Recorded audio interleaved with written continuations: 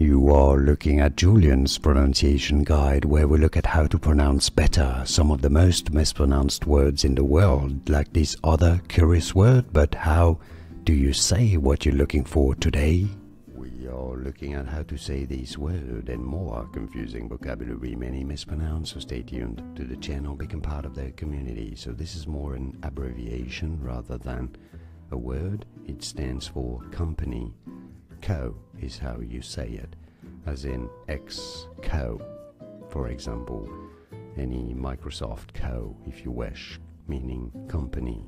And now you know. More videos for you here to learn more correct pronunciations. Thanks for watching. Here are more videos on how to pronounce more confusing words and names too many mispronounced. Like this video if you found it useful. I appreciate your support. I'll see you soon and thanks for watching.